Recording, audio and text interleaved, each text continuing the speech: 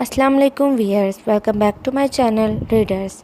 आज हम जो नावल पढ़ने जा रहे हैं उसका नाम है झुकी पलकें और इस नावल की राइटर हैं एस। तो चलिए नावल को स्टार्ट करते हैं। इन पेपर्स पर साइन कर दो बेटा, हम पर यकीन रखो, हम तुम्हारा भला चाहते हैं। अपने सर पर रखे शफीक बड़े शफकत भरे ज़ईफ़ हाथ ने इसके सर को उठने ना दिया। दहलीज पर खड़ी दो गहरी आंखों ने इसके झुके सर का बगौर जायज़ा लिया। अगर तुम ये पेपर साइन कर दोगी तो मेरा मान बढ़ जाएगा, और अगर मैं ये पेपर साइन ना कर पाई। झुके सर के साथ जब इसके लब हिले तो सामने मौजूद इंसान के साथ साथ दहलीज पर जमे कदम भी पीछे हट गए। तुम्हारा हर फैसला सर आंखों पर होगा।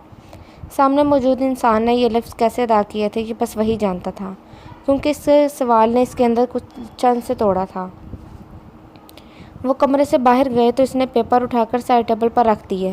ये इसकी ज़िंदगी का फ़ैसला था और इतनी जल्दबाजी में वो ये फ़ैसला कभी भी नहीं कर सकती थी, मगर होना तो वही था जो घर वाले चाहते थे। रोशाने, उठ जाओ, मेरा पोता आने वाला है। दरवाजे के बाहर खड़ी दादी की हाँक पर वो हल्का सा कसमसाई। रोशाने, उठ कर जाओ, मेरी भी नींद ख़राब हो रही है। महक ने करवट लेकर इसे झंझोड़ डाला। बिला आखिर चारों से उठकर जाना ही पड़ा। पाँव में चप्पल उड़सी और लंबे बालों का उलझा बिखरा जूड़ा बनाया। आज इसे मामूल से ज़्यादा काम करना था, क्योंकि आज दादी के सबसे बड़े और लाडले पोते का ट्रांसफ़र गांव में एसएसपी के रूप में हो रहा था। वैसे तो इसकी पोस्टिंग रावलपिंडी में ही थी, मगर सुनने में आया था कि इसने जानबूझकर अपनी पोस्टिंग यहाँ करवाई है, क्योंकि अब वो अपने माँ बाप के साथ गाँव में शिफ्ट हो रहा था। निहार मुँह अब्बू और दादी की तुलसी वाली चाय उनको देकर बाकी घर वालों के लिए लाइट सा नाश्ता बनाने के बाद इसने घर की सफाई के लिए कमर कस ली। सारे घर की सफाई करने के बाद पर्दे बदल डाले, साफ फर्श को रगड़ रगड़ कर चमकाया, और फिर एक आखिरी काम इस कमरे की हालत तब्दील करना था, जिसमें आकर दादी के लाडले पोते ने रहना था। इस वक्त तो ये कमरा किसी म्यूज़ियम का नज़ारा दे रहा था।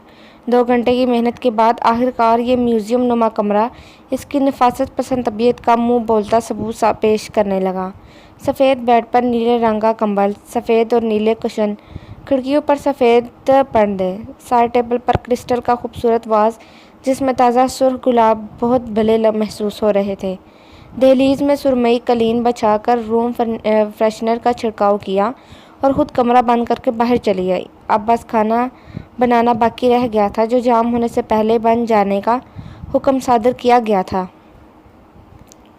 रफ़ीक ख़ान का ये घर अमन विला के नाम से मशहूर था, मगर अमन नाम होने के बावजूद भी यहाँ अमन नहीं था।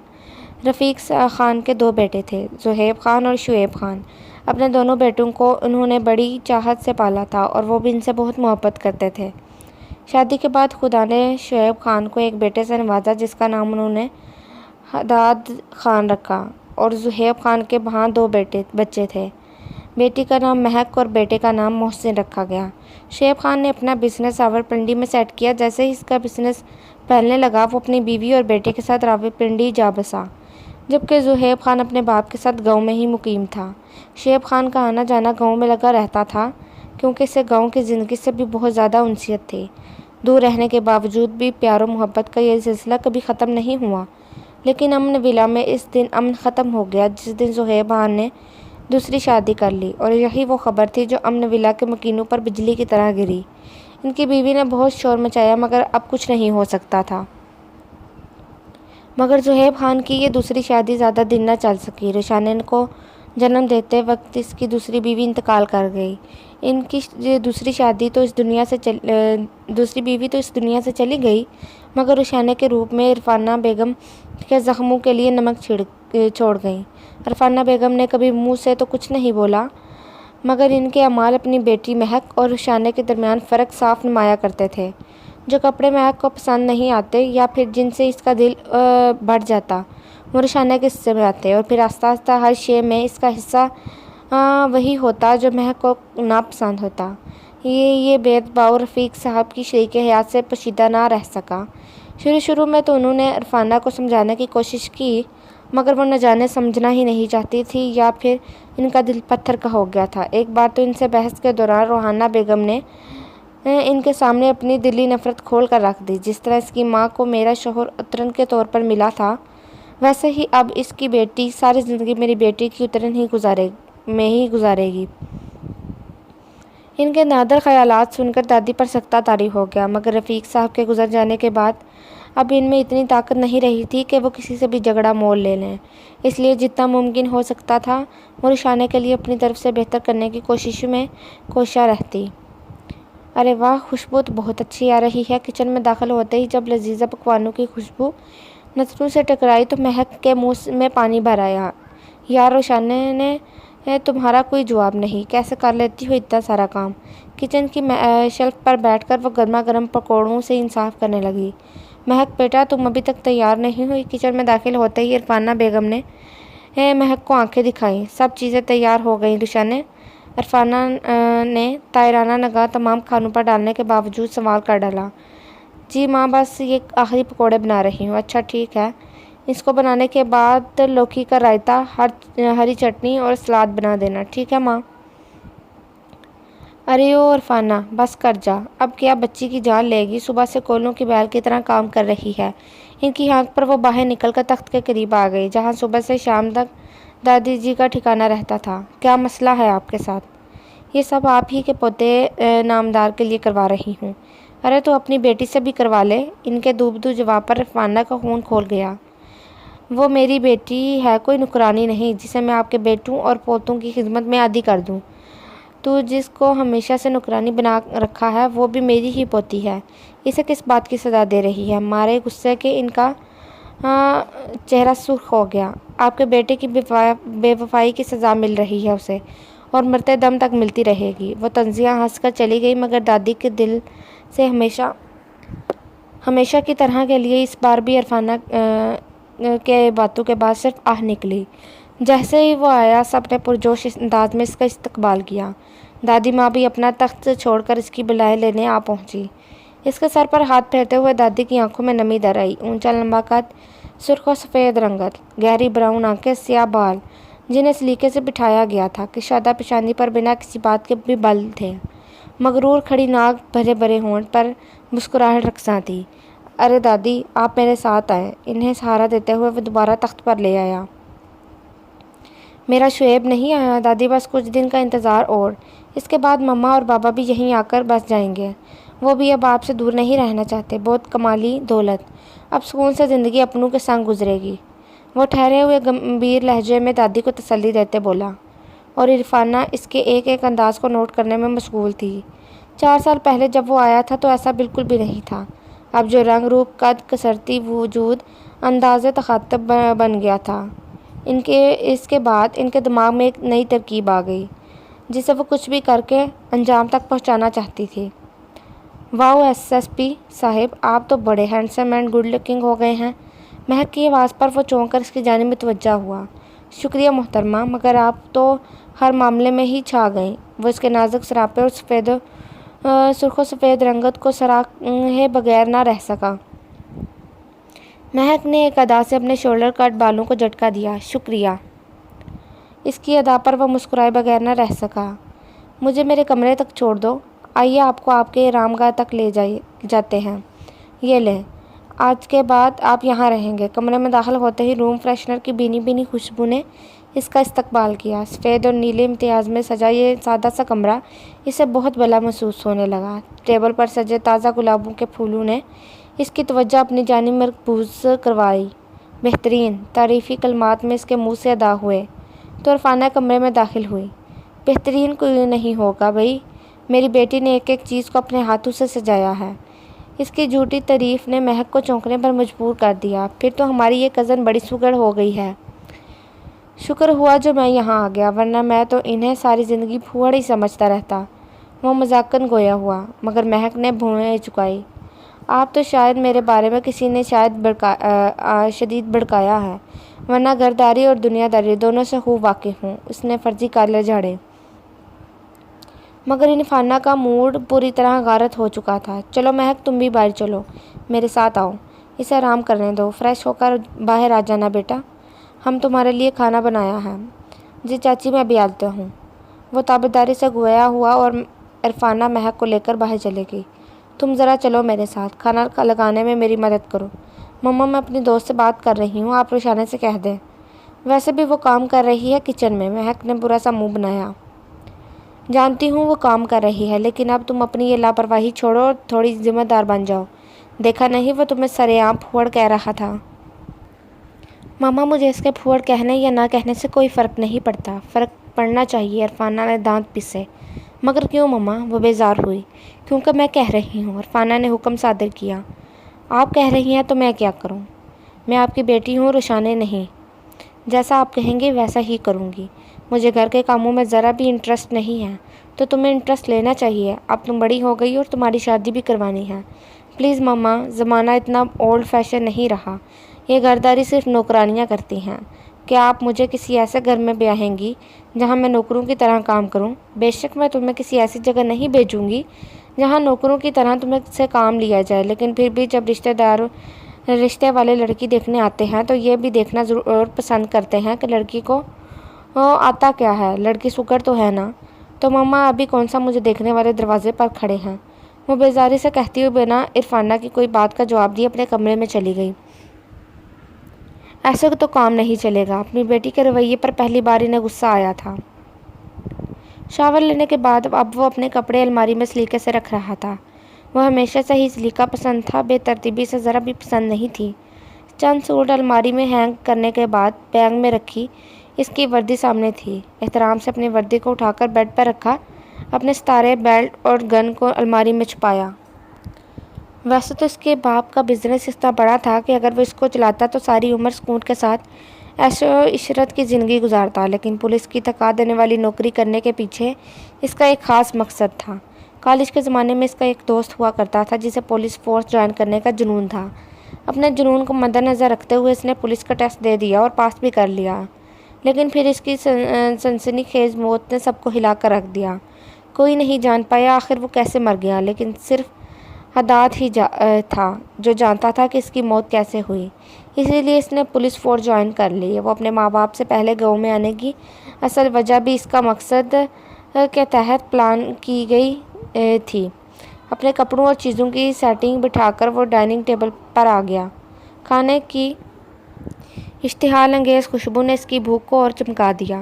ارے واہ چچی، اگر مجھے پتا ہوتا میرے آنے پر آپ اتنے لذیذ پکوانوں کا انتظام کریں گی تو میں بہت پہلے آ جاتا۔ ارے بیٹا، تم ایک نہیں 1000 بار آؤ، یہ تمہارا ہی تو گھر ہے، عرفانہ لگاوٹ سے بولی۔ ماں یہ سلاد اور رائتہ تیار ہے۔ رشانے نے سلاد سے سجی پلیٹ اور رائتے کا باؤل لا کر ٹیبل پر رکھا۔ کرسی گھسیٹ کر بیٹھتے حداد کی نظریں اسی پر جمی رہ گئیں۔ میلے کپڑے بالوں کا الجھا بکھرا جوڑا، جن سے کچھ لٹیں نکل کر پسینے کے باعث گردن سے چپک گئی تھیں۔ اس کی سفید رنگت میں سرخیاں کبھی نہیں تھیں، مگر اب زردیاں گل آئی تھیں۔ چہرے پر تھکاوٹ اور بیزاری کے تاثرات نمایاں تھے۔ نظریں ہنوز جھکی ہوئی تھیں، مگر پھر بھی نہ جانے اسے کیسے پتہ چل گیا کہ سامنے چاچی نہیں وہ موجود ہے۔ آن واحد میں دوپٹے کا پلو سر پر اوڑھ کر وہ سلام بجا لائی۔ وعلیکم السلام۔ سلام کا جواب دے کر وہ بیٹھ گیا۔ چہرے پر پہلی شوخی اب کہیں غائب ہو گئی تھی۔ ارے رشانے بیٹا، اب بس بھی کر جاؤ، جا کر اپنا حلیہ درست کر لو۔ دیکھو نا حداد، میں کب سے اسے بول رہی ہوں بس کر جائے، مگر یہ لڑکی مجال ہے جو میری کوئی بات سن لے۔ وہ رشانے سے جتنی محبت کا دکھاوا کر سکتی تھی کر ڈالا، بدلے میں وہ بس مسکرانے پر اکتفا کر گیا۔ مگر دادی کا تو خون جل کر راکھ ہو گیا۔ ماں میں بس فریش ہونے جا رہی ہوں۔ تیز تیز قدم اٹھاتی وہ وہاں سے چلی گئی تو دادی نے نظروں سے اوجھل ہونے تک اسے دیکھا اور پھر عرفانہ کی طرف متوجہ ہوئیں۔ شکر کرو اس نے آج تک تمہاری کسی بات کو ٹالنا نہیں سیکھا، ورنہ اگر اس نے تمہاری بیٹی کی طرح نافرمانی کرنا شروع کر دی تو تمہیں دن میں تارے نظر آ جائیں گے۔ دادی کے کٹیلے جواب نے عرفانہ اور مہک کے منہ پر تمانچہ دے مارا تھا، مگر یہ وقت ہی کچھ ایسا تھا کہ عرفانہ جواب نہیں دے سکتی تھی، اسی لیے نہ چاہ کر بھی صبر کا کڑوا گھونٹ بھرنا پڑا۔ اور بھی برخودار، سناؤ حال احوال؟ ہاں بھائی بھابھی کب تک آئیں گے؟ صہیب خان کے آنے کے بعد ماحول کا تناؤ کچھ کم ہوا۔ بہت جلد چاچا جان۔ سر جھٹک کر وہ مسکرایا اور پوری طرح کھانے کی طرف متوجہ ہو گیا۔ کھانے کے بعد چائے کا دورہ چلا، پھر سب لوگ ڈائننگ روم میں بیٹھ کر باتیں بگاڑنے لگے۔ حداد کی تھکن کا سوچ کر صہیب نے 10 بجے ہی سب لوگوں کو سونے کا آرڈر دیا۔ روشانہ نے برتن سمیٹ لو۔ عرفانہ کی ہانک پر کچن میں اونگتی روشانہ کی پوری آنکھیں کھل گئیں۔ صد شکر اب برتن دھو کر وہ سونے جا سکے گی۔ اپنے کمرے کی طرف بڑھتے حداد کے قدم وہیں جم گئے۔ کیا وہ ابھی تک جاگ رہی تھی؟ اگر ہاں تو سب کے ساتھ کیوں نہیں تھی؟ وہ آئی اور خاموشی سے سارے برتن سمیٹ کر وہاں سے چل دی۔ کیسی ہو؟ تیزی سے چلتے ہاتھوں کو حداد کی آواز نے پل بھر کے لیے ساکت کر دیا، لیکن پھر اگلے ہی پل ہاتھوں نے دوبارہ اسی روانی میں حرکت کرنا شروع کر دی۔ میں ٹھیک ہوں، ابھی تک جاگ رہی تھی تم؟ نہیں، بس سونے جا رہی تھی۔ ابو نے تمہارے لیے سلام بھیجا تھا۔ وعلیکم السلام۔ پورے سلام کا جواب دے کر اس نے ہاتھ پونچھے۔ کچھ پل وہ وہیں کھڑا اس کی پشت کو دیکھتا رہا، یا پھر شاید وہ اسے نہیں، اس کے سوٹ کو دیکھ رہا تھا۔ آج سے 4 سال پہلے جب وہ یہاں آیا تھا تب یہ سوٹ مہک نے نیا بنوا کر پہنا تھا، اور آج 4 سال بعد وہ سوٹ روشانہ کے وجود پر دیکھ کر وہ ٹھٹک سا گیا۔ جب یہ نیا تھا تو اس سوٹ کی دلکشی دیکھنے لائق تھی، لیکن اب یہ اس قدر بے رنگ ہو چکا تھا کہ حداد کو پہچاننے میں بھی کچھ وقت لگا۔ تم نے پڑھائی کیوں چھوڑ دی؟ چاچی کہہ رہی تھی انہوں نے پڑھنے کے لیے تمہیں بہت زیادہ فورس کیا، مگر تم نے ہی منع کر دیا۔ اس کی بات سن کر وہ فریج کی طرف مڑی۔ ہاں، مجھے پڑھنا اچھا نہیں لگتا، میرے دماغ میں کوئی چیز نہیں آتی، اس لیے فیس اور وقت ضائع کرنے سے بہتر تھا میں پڑھائی چھوڑ دوں۔ روانی میں جھوٹ بولتی وہ حداد کو کچھ سوچنے پر مجبور کر گئی۔ تم جانتی ہو میں SSP کے عہدے پر فائز ہو چکا ہوں۔ پولیس کی ٹریننگ اور لوگوں کے رنگوں نے مجھے سچ اور جھوٹ میں فرق کرنا سکھا دیا ہے۔ آپ کو کچھ چاہیے؟ اس نے بات گھمائی۔ نہیں، مجھے کچھ نہیں چاہیے، میں چاہتا ہوں تم خود میں سچ بولنے کی ہمت پیدا کرو۔ یقین کرو، جس دن تم نے خود میں سچ بولنے کی ہمت پیدا کر لی، اس دن تمہاری ساری مشکلات حل ہو جائیں گی۔ شب بخیر۔ اسے وہیں کھڑا چھوڑ کر وہ لمبے لمبے ڈگ بھرتا اپنے کمرے میں چلا گیا۔ زہیب، آج حداد کو دیکھ کر اب مجھے اپنی مہک کی فکر ہونے لگی ہے۔ عرفانہ کی بات پر زہیب خان چونک اٹھا۔ حداد کو دیکھ کر مہک کی فکر کیوں ہونے لگی؟ انہیں عرفانہ کی منطق سمجھ نہ آئی، کیونکہ آج میں نے حداد کو بڑی غور سے دیکھا ہے۔ وہ پڑھا لکھا ہے، اچھا نظر آتا ہے، اس کے ماں باپ کا اپنا بزنس ہے، سرکاری نوکری ہے، سلجھا ہوا تمیز دار ہے۔ ایسا ہی لڑکا تو میں اپنی مہک کے لیے چاہتی ہوں۔ پتہ نہیں ہماری مہک کو ایسا کوئی رشتہ ملے گا یا نہیں۔ وہ معصومیت سے جذباتوں میں لپیٹ کر انہوں نے اپنی بات زہیب کے دماغ میں ڈال دی، اور زہیب خان جو اس بارے میں سوچنے کا تصور بھی نہیں کر سکتا تھا، وہ اب اس طرز پر سوچنے لگا۔ واقعی سے اپنی بیوی کی بات میں دم لگنے لگا۔ مہک کے لیے اس سے اچھا رشتہ تو شاید کوئی ہو ہی نہیں سکتا تھا۔ اس کا بھائی اپنی فیملی سمیت یہیں شفٹ ہونے کا سوچ رہا تھا۔ اگر گھر کی بیٹی گھر میں ہی رہ جائے تو اس سے اچھی بات ماں باپ کے لیے اور کیا ہو سکتی تھی؟ تم صحیح کہہ رہی ہو عرفانہ، میں اپنی مہک کے لیے بھائی صاحب سے بات کروں گا، اور مجھے یقین ہے وہ کبھی بھی اس رشتے سے انکار نہیں کریں گے۔ عرفانہ کا چھوڑا گیا تیر عین نشانے پر جا لگا تھا۔ اب جیٹھ جی کے ایک ہاں کا انتظار تھا، اور اسے یقین تھا کہ وہ اپنے بھائی کو کبھی منع نہیں کرے گا۔ ویسے بھی ان کی مہک میں ایسی کوئی خاص کمی بھی نہیں تھی جس کی بنا پر وہ اس کی بیٹی کو ٹھکراتا۔ جیسے ہی روشانہ نے چائے بنائی، عرفانہ مہک کو گھسیٹ کر کچن میں لے آئی۔ کیا ہوا؟ آپ نے مجھے اتنی صبح کیوں جگایا؟ آپ جانتی ہیں نا مجھے اتنی صبح اٹھنے کی عادت نہیں۔ جانتی ہوں تمہیں عادت نہیں، لیکن اب یہ عادت ڈال لو۔ ماں، آپ کو کیا ہو گیا ہے؟ جب سے آپ کا چہیتا بھتیجا گھر آیا ہے آپ نے تو مجھ پر عجیب و غریب رولز لگانے شروع کر دیے ہیں۔ یہ رولز اب اپنی زندگی پر ہمیشہ کے لیے لاگو کر لو، کیونکہ میں حداد سے تمہاری شادی کروانے کا ارادہ رکھتی ہوں۔ عرفانہ کے منہ سے نکلی بات پر روشانہ نے چائے چھلکی اور اس کے ہاتھ کو جلا گئی، مگر شاید صبر کی انتہا تھی جو اس کے منہ سے ایک سسکی بھی نہ نکلی۔ واٹ؟ ماما، آپ کا دماغ تو ٹھیک ہے؟ آپ کو سوچنے سمجھنے کی صلاحیتوں کو مفلوج ہو چکی ہیں۔ آپ کو اندازہ بھی ہے آپ کیا بول رہی ہیں؟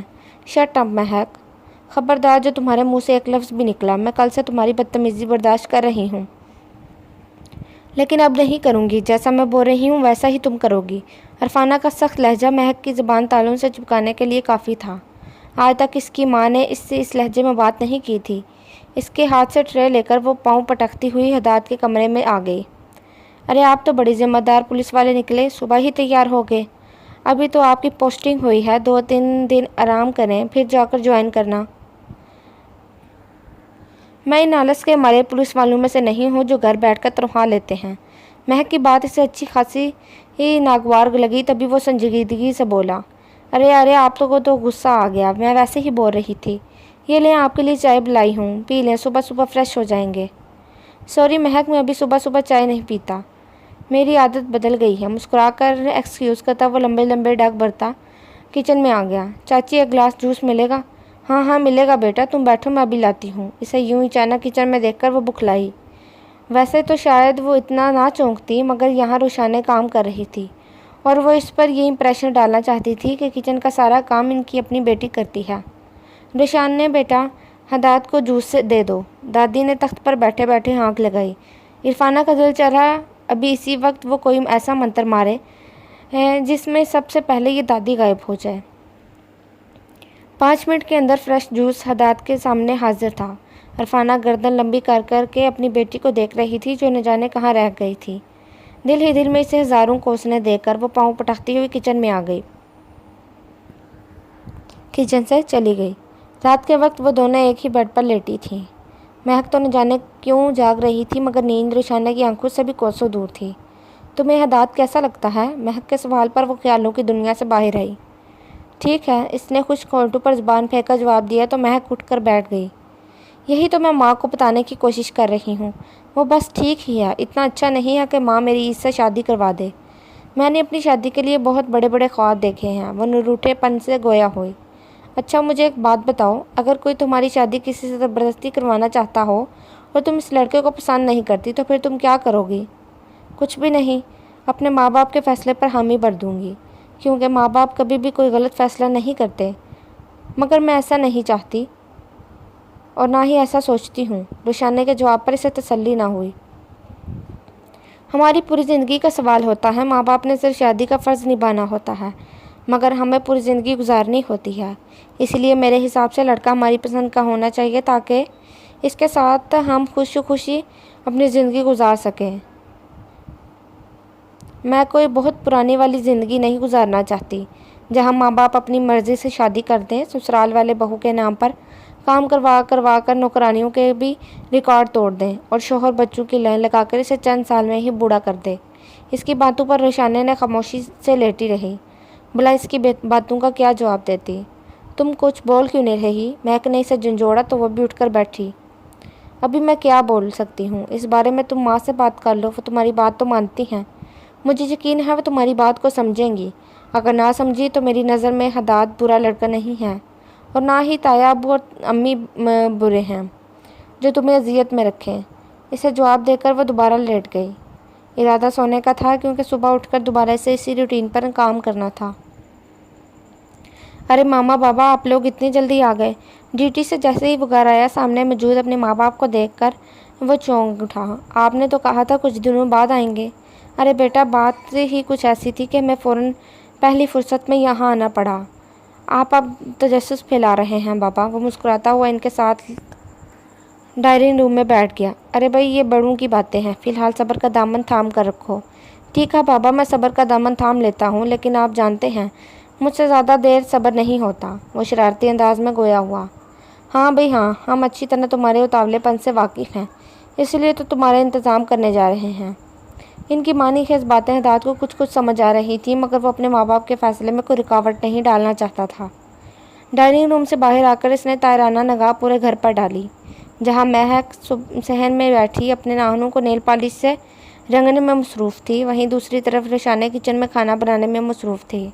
शायद इसके माँ बाप के लिए खाने का इंतज़ाम करना इसी की जिम्मेदारी लगाया गया था। चले भई, अब सब लोग मुँह मीठा कर लें।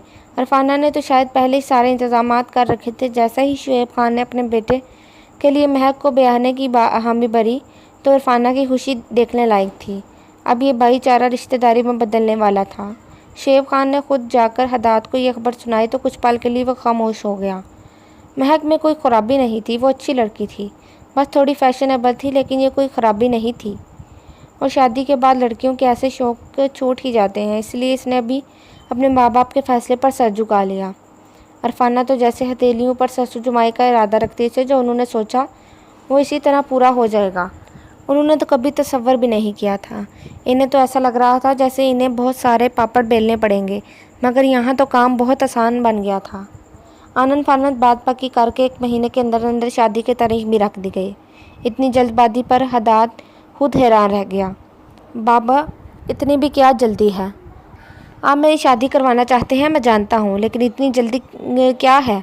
बाबा, मैं अभी एक केस पर काम कर रहा हूँ। बहुत जल्द वो केस हल हो जाएगा, आप तब तक इंतज़ार कर सकते हैं। वो परेशानी से गोया हुआ। अरे बेटा, तुम अभी एक केस की हल कर रहे हो, कल कोई दूसरा केस आ जाएगा। ऐसे केस आते जाते रहेंगे। मगर शादी एक बार होती है और हम जल्द अज जल्द तुम्हारी शादी करवाना चाहते हैं। मगर बाबा, आप कुछ दिन तो इंतज़ार कर सकते हैं। महक कहीं भागी तो नहीं जा रही और मैं भी यही हूँ।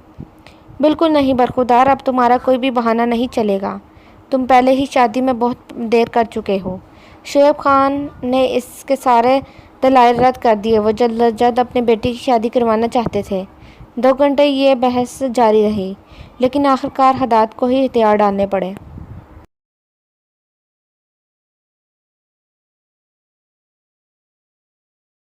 आज खाना पुरतकल्लुफ़ माहौल में खाया गया। 20 किस्म के पकवानों से सजी डाइनिंग टेबल किसी के दिन भर की मेहनत का मुंह बोलता सबूत था।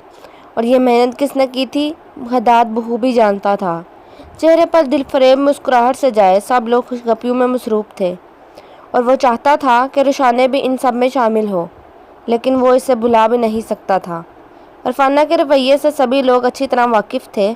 यहाँ उसने रुशाने का नाम लिया और वहाँ पूरी महफिल में बदमज़गी फैल गई। इसलिए फ़िलहाल खामोश रहना ही बेहतर था। आज सभी लोग जमा थे तो देर तक बातें होती रहीं। महक को इन सब बातों से कोई लेना देना नहीं था, बल्कि वो तो यूं अनन फानन रिश्ता जुड़ जाने पर सख्त सदमे में आ गई थी। इसलिए मुंह सर लपेट कर जल्द ही सो गई। रात के 12 बजे ये महफिल अपने इख्तिताम तक पहुंची। सभी लोग आराम की गर्ज से अपने अपने कमरे में चले गए। हदाद भी अपने कमरे में आ गया, मगर वो अभी सोने का इरादा नहीं रखता था, क्योंकि इसने अपने मखसूस केस पर काम करना था। आज के दिन वो अपने काम पर ज़्यादा फोकस नहीं कर पाया था। मुसलसल काम करते हुए इसे रात के 3 बज गए। इस केस पर अभी कुछ काम बाकी था, लेकिन भारी होता दिमाग कुछ पल सुकून में मांग रहा था। इसलिए इसने भी 2 घड़ी आराम करने का मन बना लिया। अभी इसे लेटे चंद पल ही हुए थे कि इसे ऐसा महसूस होने लगा जैसे घर में कोई है। अगले पल वो इसका दिमाग पूरी तरह बेदार हो चुका था, नींद उड़ चुकी थी। बर्क रफ्तारी से वो अपनी गन पर गिरफ्त मजबूत की और आस्ता आस्ता चलकर अपने कमरे से बाहर निकला। आंखें चारों तरफ घूमते हुए पूरे घर का जायजा ले रही थी। अचानक हाल के पास किसी का साया महसूस हुआ।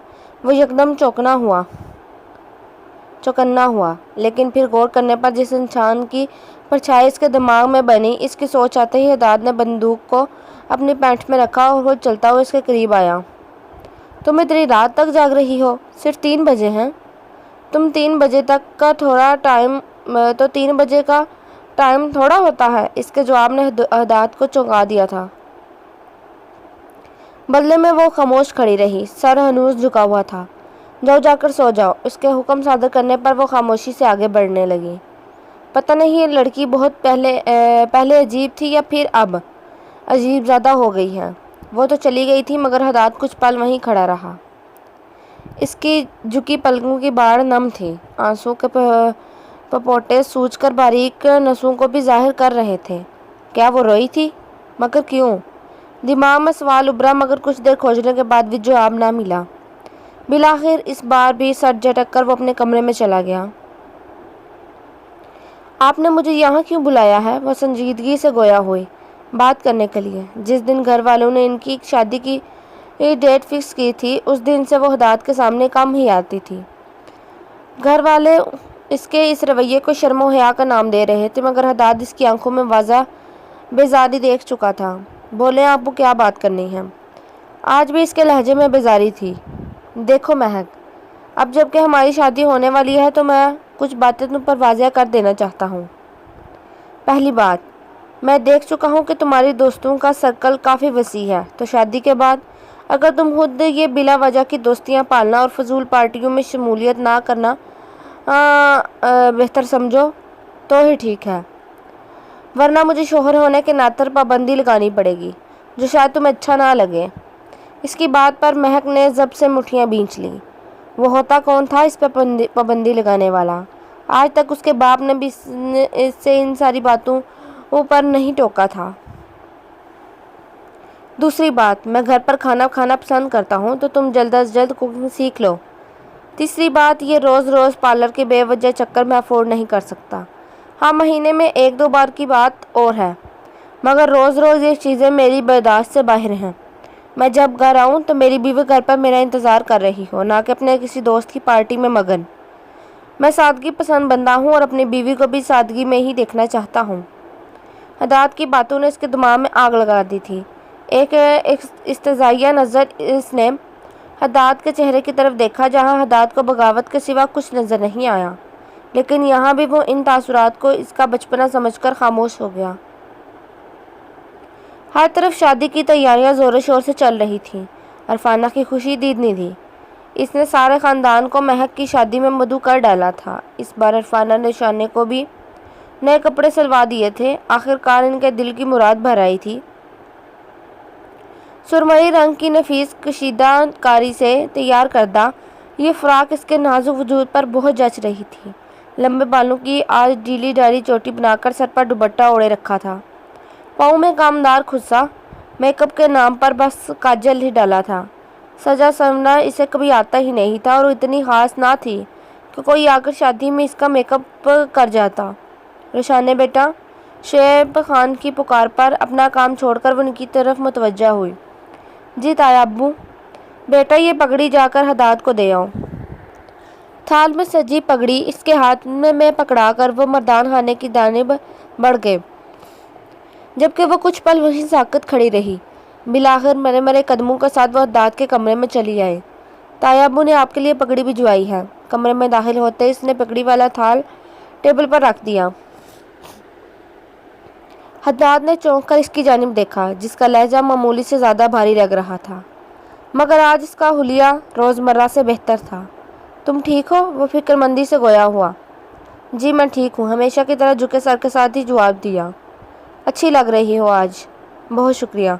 اس کی تعریفی کلمات کا شکریہ ادا کر کے وہ جانے کے لیے مڑی، تبھی حداد کی آواز نے اسے دوبارہ رکنے پر مجبور کر دیا۔ اور میں کیسا لگ رہا ہوں؟ اچھے لگ رہے ہیں۔ ایسا کیسے اچھا لگ رہا ہوں؟ تم نے تو مجھے دیکھا بھی نہیں۔ وہ اس کے مقابل آ کھڑا ہوا۔ اچھے لگ رہے ہیں، اس نے دوبارہ جھکے سر کے ساتھ تعریف کی۔ تم پاگل ہو کیا؟ مجھے دیکھے بغیر تعریف کیے جا رہی ہو؟ دیکھو مجھے۔ انگشت شہادت سے اس کی تھوڑی کو اونچا کیا۔ چہرہ تو اس کی نظروں کے سامنے آ گیا، مگر پلکیں ہنوز جھکی تھیں۔ میری طرف دیکھو روشانے، وہ سنجیدگی سے گویا ہوا۔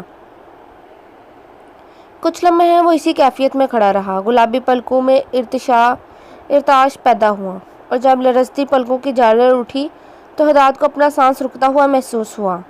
شہد رنگ آنکھوں میں رت جگہوں کے باعث سرخ ڈورے ہلکولے لے رہے تھے۔ سب سے بڑھ کر وہ اذیت ناک قرب، جو شاید اس کی اپنی برداشت سے باہر تھا، سب کچھ چھن جانے کا قرب، جسے دیکھ کر حداد کے دل کو کسی نے مٹھی میں لے لیا۔ ایک پل کے لیے اس کی نظریں حداد کی نظروں سے ٹکرائیں۔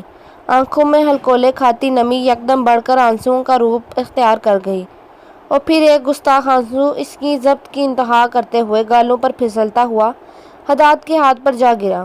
اچھے لگ رہے ہیں آپ۔ وہ فرتے جذبات میں کپکپاتے ہونٹوں سے دوبارہ گویا ہوئی، اور حداد نے یکدم اپنے اور اس کے درمیان 2 قدم کا فاصلہ بنایا۔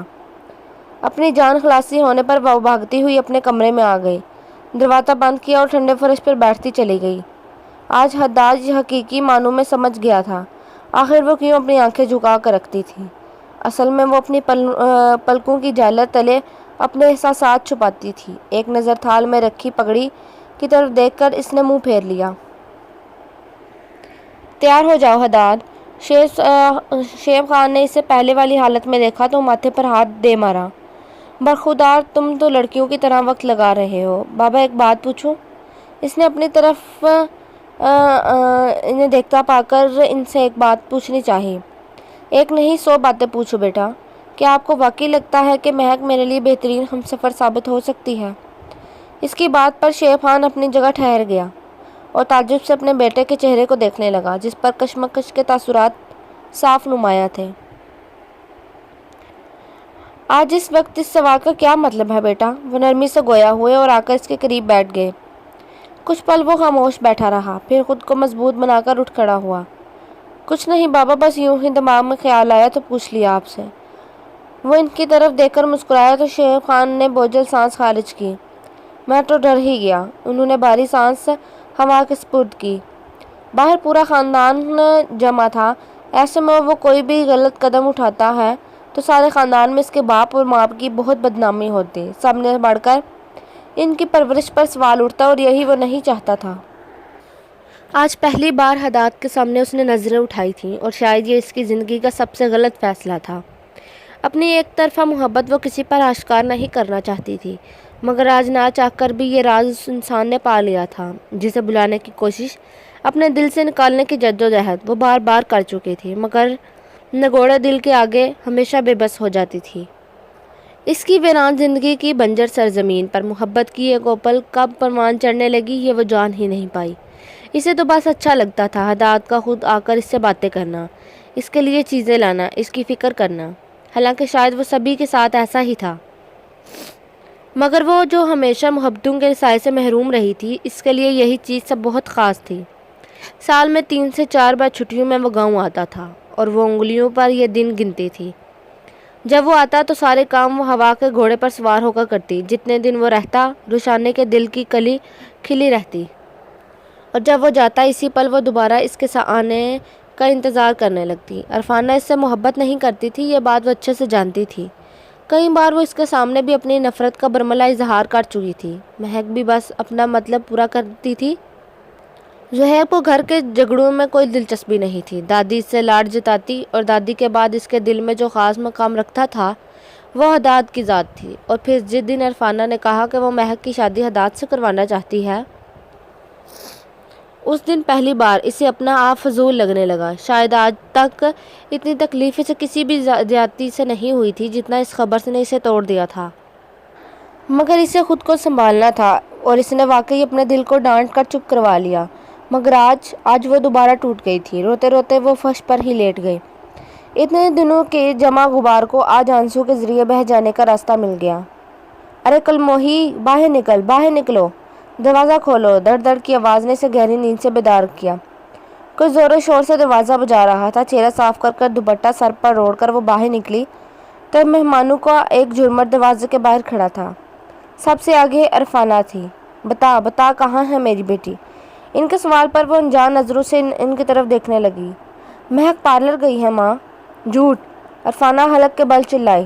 جھوٹ بول رہی ہے تم نے میری بیٹی کو بھگا دیا۔ بتاؤ کہاں بھیج دیا میری بھولی بالی بیٹی کو؟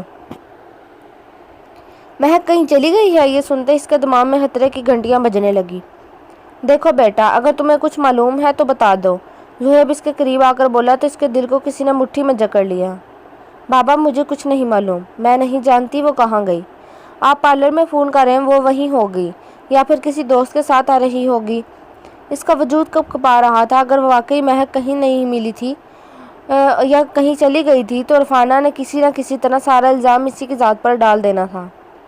ڈرامے کر رہی ہے یہ لڑکی۔ حقیقت تو یہ ہے اسے اپنی ماں کی طرح یہ بھی میری بیٹی کی خوشیوں سے جل گئی ہے۔ چاچی، حداد کی آواز پر اس کے روشانے کی طرف بڑھتے قدم رکے۔ آپ کی بیٹی گھر چھوڑ کر گئی ہے تو اس میں روشانے کا کوئی قصور نہیں ہے۔ ارے بیٹا، تم جانتے نہیں ہو اس کو، میری بیٹی بہت بھولی ہے۔ میں جانتا ہوں چاچی، وہ بہت بھولی ہے۔ اب آپ لوگ یہاں سے باہر جائیں، میں ایک پولیس والا ہوں، جو چھان بین کرنا ہوگی میں خود کر لوں گا۔ ان سب کو بھیج کر وہ روشانے کی طرف متوجہ ہوا۔ میں کچھ نہیں جانتی۔ حداد کی تفتیش سے پہلے ہی وہ بول اٹھی۔ میں جانتا ہوں تم کچھ نہیں جانتے، لیکن پھر بھی میں جاننا چاہتا ہوں۔ رشتہ ڈھونڈنے سے لے کر اب تک مہک نے تم سے کوئی ایسی بات شیئر کی جو عجیب ہو؟ نہیں، میں کچھ بھی نہیں جانتی۔ وہ باقاعدہ رونے لگی۔ روشانے، دیکھو، ایسے رونے سے بالکل بھی کوئی فائدہ نہیں ہے۔ ایسے تو چاچی سیدھا تو قصوروار تمہیں ٹھہرا دیں گی، اس لیے بہتر ہے تمہیں جو کچھ بھی معلوم ہے مجھے بتا دو۔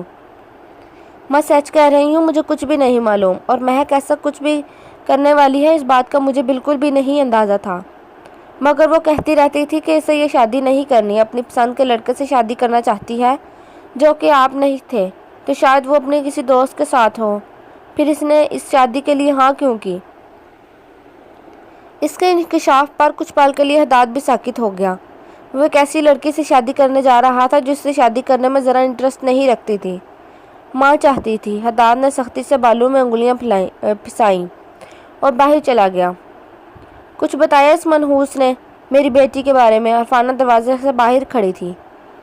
جیسے ہی وہ باہر نکلا تو وہ اپنی تفتیش کرنا شروع ہو گئی۔ پتہ تو نہیں چلا مگر بہت جلد پتہ چل جائے گا۔ چاچی کیا پارلر جاتے وقت وہ اپنا موبائل اپنے ساتھ لے کر گئی تھی؟ ہاں، موبائل تو اس کے ساتھ ہی تھا۔ تو بس پھر پتہ چل جائے گا۔ میں پولیس اسٹیشن جا رہا ہوں، انشاءاللہ مہک کو لے کر ہی واپس آؤں گا۔ ہاں بیٹا جلدی جاؤ، پتہ نہیں میری بچی کس مصیبت میں پھنس گئی ہوگی۔ بابا آپ یہاں آئیں۔ دروازے کے پاس پہنچ کر اس نے اپنے باپ کو بلایا۔ کیا ہوا بیٹا؟ وہ حیرت زدہ اس کے قریب آئے۔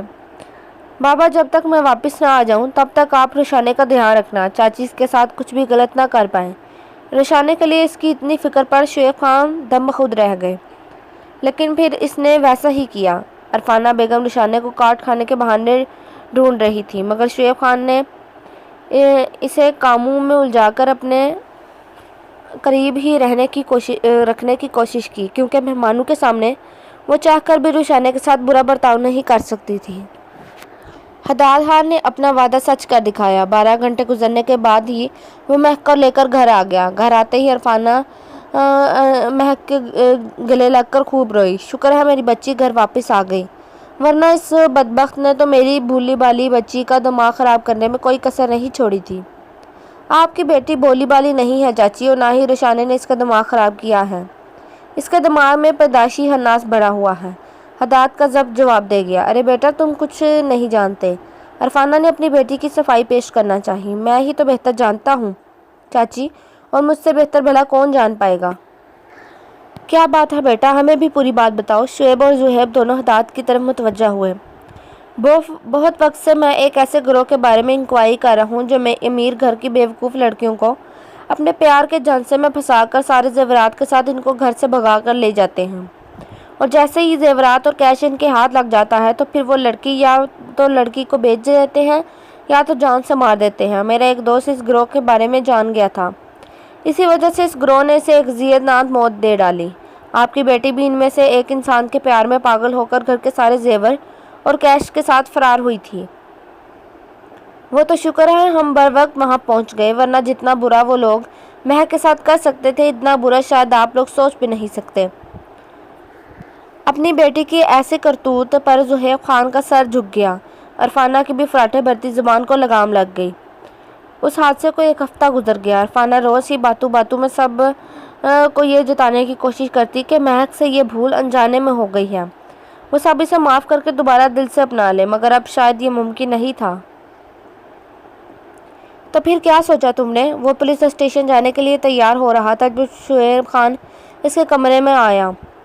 کس بارے میں بابا؟ وہ مصروف انداز میں اپنا بیلٹ باندھتے ہوئے بولا۔ مہک سے شادی کرنے کے بارے میں۔ میں کیا فیصلہ کروں، آپ خود سمجھدار ہیں۔ گھما پھرا کر اس نے گیند اپنے باپ کی کوٹ میں پھینک دی۔ زندگی ہی تمہیں گزارنی ہے۔ اگر میں انسانیت کے نظریے سے دیکھوں تو بھول ہر انسان سے ہوتی ہے، مہک سے بھی ہو گئی۔ ڈیڈ میں مہک کی بات نہیں کر رہا، نہ ہی اس سے شادی کرنا چاہتا ہوں۔ تو پھر؟ اس کے جواب نے شعیب خان کو حیرت میں مبتلا کر دیا۔ تو پھر میں روشانے کی بات کر رہا ہوں، وہی لڑکی ہے جو میری بیوی اور آپ کی بہو بننے کے قابل ہے۔ میں اب شادی صرف روشانے سے شادی کروں گا، باقی کے معاملات سلجھانا آپ کا کام ہے۔ اپنی ٹوپی پہن کر وہ آفس جانے کے لیے بالکل تیار تھا۔ اب مجھے اجازت دے بابا۔ اس نے سر جھکا کر پیار لیا اور اپنے مخصوص سٹک اٹھا کر باہر چل پڑا۔ کل تمہارا نکاح ہے روشانے سے۔ کل تمہارا نکاح ہے روشانے۔ زہیب خان کے فیصلے پر کام کرتے ہاتھوں کو یکدم بریک لگ گئی۔ عرفانہ نے حیرت اور صدمے سے روشانے کی طرف دیکھا۔ آپ کی اپنی بیٹی کی شادی ٹوٹ گئی ہے اور آپ اس کی شادی کے معاملات حل کرواتے پھر رہے ہیں۔ آخر میں بھی تو سنو راتوں رات ایسا کون سا ترم خان پیدا ہو گیا جو اس گوار کے ساتھ شادی کرنے کے لیے تیار ہو گیا؟ عرفانہ، روشانے بھی میری بیٹی ہے، اس سے شادی کرنے والا جو کوئی بھی ہے وہ میری نظر میں انمول ہے۔ زہیب خان کے جواب نے عرفانہ کو لاجواب کر دیا۔ وہ پاؤں پٹکتی ہوئی مہک کے کمرے میں چلی گئی۔ اگلے دن زہیب خان، شعیب خان، دادی اس کے کمرے میں چلے آئے۔ زہیب خان کے ہاتھ میں کچھ پیپرز تھے۔ ان پیپرز پر سائن کر دو بیٹا، ہم پر یقین رکھو، ہم تمہارا بھلا چاہتے ہیں۔ اپنے سر پر رکھے شفقت بھرے ضعیف ہاتھ نے اس کو سر اٹھانے نہ دیا۔ پہلی بار اس کے باپ نے یوں پیار سے اس کے سر پر ہاتھ رکھا تھا۔ دہلیز پر کھڑی 2 گہری آنکھوں نے اس کے جھکے سر کا بغور جائزہ لیا۔ اگر تم یہ پیپر سائن کر دو گی تو میرا مان بڑھ جائے گا، اور اگر میں یہ نہ کر پائی، جھکے سر کے ساتھ جب اس کے لب ہلے تو سامنے موجود انسان کے ساتھ ساتھ دہلیز پر جمے قدم بھی پیچھے ہٹ گئے۔ تمہارا ہر فیصلہ سر آنکھوں پر ہوگا۔ زہیب خان نے یہ لفظ کیسے ادا کیے تھے یہ بس وہی جانتا تھا، کیونکہ اس سوال نے اس کے اندر چند سے کچھ توڑا تھا۔ آج پہلی بار وہ باپ کا فرض نبھانے آئے تھے، مگر رشانے کے جملے نے انہیں یہ باور کرا دیا تھا کہ انہوں نے اپنی بیٹی کے پاس آنے میں دیر کر دی۔ وہ کمرے سے باہر گئے تو اس نے ان پیپرز کو اٹھا کر سائڈ ٹیبل پر رکھ دیا۔ یہ اس کی زندگی کا فیصلہ تھا، وہ اتنی جلد بازی میں وہ یہ فیصلہ کبھی بھی نہیں کر سکتی تھی، مگر ہونا تو وہی تھا جو گھر والے چاہتے تھے۔ دادی نے مسکرا کر اس کی جانب دیکھا، جس کا چہرہ شاید اضطراب کا شکار لگ رہا تھا۔ سائن کر دو بیٹا۔ مگر دادی مجھے معلوم نہیں کون ہے وہ، کیا کرتا ہے اور راتوں رات میرے نکاح کس جرم کی سزا ہے۔ اس نے بے دردی سے لبوں کو کچلا۔ اتنا مضطرب ہونے سے کچھ نہیں ہوگا بیٹا، اگر دادی پر بھروسہ ہے تو سائن کر دو۔ آپ پر تو خود سے زیادہ بھروسہ ہے دادی، وہ پرنم لہجے میں گویا ہوئی۔ تو پھر دیر کیوں کر رہی ہو؟ اٹھاؤ قلم اور چھوٹ جاؤ اس بلا جرم کی قید سے۔ یہ نکاح نامہ نہیں، تمہاری آزادی کا پروانہ ہے جو تمہیں اپنے ساتھ لینے آیا ہے۔ آزادی ملے گی یا قید یہ تو میں نہیں جانتی، لیکن اگر آپ بول رہی ہیں تو میں سائن کر دیتی ہوں۔ قلم اٹھا کر اس نے پورے نکاح نامے پر دستخط کر دیے۔ نکاح نامہ لے کر دادی باہر چلی گئیں۔ کچھ دیر بعد پورے گھر میں عجیب سا شور برپا ہو گیا، کہیں کوئی تماشا نہ ہو گیا ہو۔ وہ یہی سوچ کر دھڑکتے دل کے ساتھ باہر آئی، مگر سامنے کے منظر نے اسے حیران کر دیا۔ اس کا اپنا باپ سب کا منہ میٹھا کروا رہا تھا۔ دادی اپنی ویل چیئر گھسیٹتی ہوئی اس کے قریب آئی۔ دیکھا تمہارا اور ہدایت کا نکاح پر سب کیسے خوش ہوئے ہیں۔ اپنے ساتھ ہدایت کا نام جڑنے پر اسے شوق لگا۔ میں اور ہدایت؟ اسے اپنی سماعتوں پر شبہ ہونے لگا۔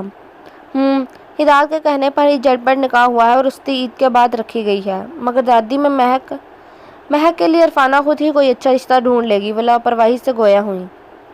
مگر روشانے کا دل بری طرح کانپ اٹھا، کہیں اب پھر اس کی ذات کا نشانہ نہ بنایا جائے۔ مگر 2 دن تک ہر طرف سکون رہا تو اس کے دل کو بھی کچھ ڈھارس ملی۔ روشانے آج رمضان المبارک کا چاند نظر آئے گا، آج شام کے وقت چھت پر چلی جانا۔ دادی کی پکار پر اس نے اس بات میں سر ہلایا اور شام کا کھانا بنا کر چھت پر آ گئی۔ ابھی تو چاند نظر آنے کے تاثرات نہیں تھے۔ نیلے شفاف آسمان پر خالی بادلوں کے شفاف مرگولے اسے ہمیشہ سے ہی اچھے لگتے تھے۔ چاند دیکھنے کا ارادہ ترک کر کے وہ ان بادلوں کے رقص میں کھو گئی۔ چاند نظر آ گیا؟ اپنے قریب سے ابری آواز پر وہ یکدم چونکی۔ نہیں، کوشش کر رہی ہوں۔ وہ دوبارہ سر جھکا گئے۔ مجھے لگتا ہے یہ دائیں طرف چاند ہوگا۔ اس نے رشانے کی توجہ دائیں طرف مبذول کروائی۔ نہیں، آپ بادل ہیں، چاند دوسری طرف سے نکلے گا۔ ابھی وہ پوری طرح نیلگوں آسمان پر نظریں جما کر چاند کو تلاشنے کی کوشش کرنے ہی چلی تھی کہ ہدایت نے اس کا رخ دوسری طرف موڑا۔ اس طرف سے تو چاند کبھی دکھائی نہیں دے گا۔ اس طرف دیکھتے ہیں۔ اس طرح کنفیوز کر کے وہ اسے پوری چھت کے چکر لگوا چکا تھا۔ وہ حالت پریشانی میں پورے آسمان کو دیکھنے لگی۔ موقع غنیمت دیکھ کر ہدایت نے اس کے نازک ہاتھ کو اپنے مضبوط ہاتھ میں لیا۔ برخودار ابھی صرف نکاح ہوا ہے۔ پیچھے سے ابری اپنے باپ کی آواز پر وہ مسکرایا۔ تو کروا دیجیے، رخصتی کس نے روکا ہے؟ وہ مزے سے بولا۔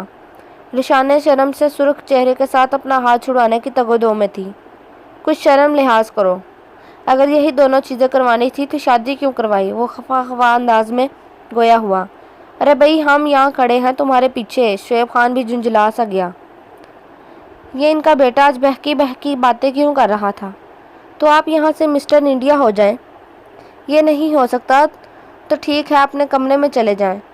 مگر ہم یہاں چاند دیکھنے آئے ہیں۔ میں آپ کو اسپیشلی آ کر خبر دوں گا، ورنہ نیوز چینل اور پیپرز میں بھی خبر آ ہی جائے گی۔ وہ جس سکون سے جواب دے رہا تھا، روشانے ہونک بنی کبھی اس کو تو کبھی اس کے ماں باپ کو دیکھ رہی تھی۔ آپ بس بھی کریں اور نیچے چلیں۔ ہدایت کی ماں نے شعیب خان کو لتاڑا۔ وہ غصہ نہیں ہوں گے؟ وہ اپنا ہاتھ چھڑوانا بھول کر اب اسے ان کی ناراضگی کی فکر ہونے لگی تھی۔ کس بات کی ناراضگی؟ ہم باپ بیٹے ہیں، ایسا چھوٹا موٹا مذاق تو چلتا رہتا ہے۔ اور ماں ہمارے رشتے پر کیوں ناراض نہیں ہوئی؟ اس نے کئی دن سے اپنے دل و دماغ میں چلتی کشمکش آخرکار بیان کر ہی ڈالی۔ عرفانہ چچی کو معلوم ہوگا، تبھی وہ کوئی ری ایکٹ کریں گی۔ ہدایت کے جواب پر وہ ایک دم بکھلائی۔ کیا مطلب انہیں اس بارے میں کچھ بھی نہیں پتا؟ ہاں، انہیں لگتا ہے تمہارا نکاح چاچا جان کی کسی جاننے والے سے ہوا ہے۔ پھر جب انہیں پتا چلے گا تو وہ بہت ہنگامہ ہوگا۔ اسے آنے والے وقت کو لے کر فکر لاحق ہو گئی۔ فکر کرنے کی ضرورت نہیں ہے، اب انہیں پتا چلے یا نہ چلے مجھے فرق نہیں پڑتا۔ تم بس چاند کو ڈھونڈنے کی کوشش کرو، باقی میں سنبھال لوں گا۔ اسے تسلی دے کر وہ آسمان کی طرف متوجہ ہو گیا۔ روشانے نے نگاہیں اٹھا کر اس کے سنجیدہ چہرے کی طرف دیکھا، اور اگر وہ کہہ رہا تھا وہ سنبھال لے گا تو ایسا ہی ہوگا، اس لیے وہ پرسکون ہو کر آسمان کی طرف دیکھنے لگی۔ کچھ پل بعد جب آسمان پر باریک چاند کی لکیر نظر آئی تو وہ چہک اٹھی اور چہرے پر ایک دل فریب مسکراہٹ بکھر گئی۔ چاند نظر آ گیا؟ مجھے بھی، وہ گمبھیر لہجے میں بولا۔ اس طرف، اس نے انگلی کے اشارے سے سمجھایا۔ اس طرف۔ وہ مسلسل اس کے چہرے کی طرف دیکھ رہا تھا جہاں شاید پہلی بار اس نے مسکراہٹ دیکھی تھی۔ آپ کس طرف دیکھ رہے ہیں؟ میں اس طرف کی بول رہی ہوں، وہ پریشانی سے گویا ہوئی۔ میں بالکل صحیح جگہ دیکھ رہا ہوں۔ آسمان کا چاند ہمیشہ ہی روشن تھا، مگر میرے پہلو کے چاند کو آج پہلی بار چمکتے ہوئے دیکھا ہے۔ حداد کی گمبھیر سرگوشی پر اس کے لبوں کی مسکراہٹ گہرے ہونے کے ساتھ ساتھ گالوں میں شرم کی لالی بھی نمایاں ہوئی۔ تمہاری آنکھوں میں نمی اچھی نہیں لگتی، ہمیشہ یوں ہی مسکراتی رہا کرو۔ آؤ دعا مانگتے ہیں۔ رمضان کے چاند کو دیکھ کر دعا مانگتے ہوئے اس نے اپنی کوری قسمت میں اچانک ہزاروں رنگ بھر جانے پر خدا کا شکر ادا کیا۔